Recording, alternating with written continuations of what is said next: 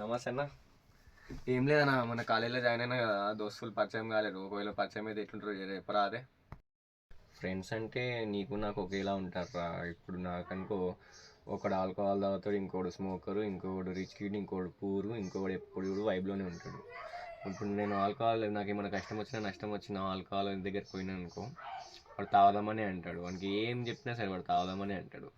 అదే ఇప్పుడు స్మోకర్ అన్నాను అనుకో, నేను వాడు మార్నింగ్ టిఫిన్ చేసేటప్పుడు తాగుతాడు, మధ్యాహ్నం లంచ్ చేసేటప్పుడు తాగుతాడు, డిన్నర్ చేసేటప్పుడు తాగుతాడు, మధ్యలో గ్యాప్ దొరికితే వాడు సిగరెట్ తాగుతూనే ఉంటాడు వాడు. ఇంకోడు అన్నవాడు పూర్ కిడ్ వాని దగ్గరనే ఉండే, నీకేమి ఇస్తాడు వాడు. అందుకే వాడిని లైట్ తీసుకో. రిచ్ కిడ్ అంటావా వాడిని నిన్ను ఎట్లయినా దేకడు.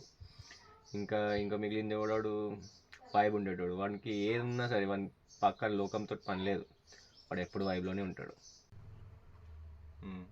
ఫైనల్గా ఒక విషయం రా, నువ్వు వీళ్ళతో తిరిగినావు అనుకో నీ బాడీ పార్ట్స్ ఒక్కటే ఖరాబ్ అవుతాయి. అదే కానీ నువ్వు పిల్ల జల్లా అని కూడా తిరిగినావు అనుకో నువ్వు జీవితం సంగన అయిపోతుంది అంతే.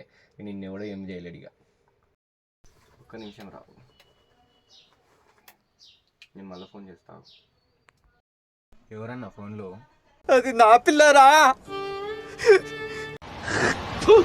కచరా నా కొడక, లోఫర్ నా కొడక, లుచ్చా నా కొడక.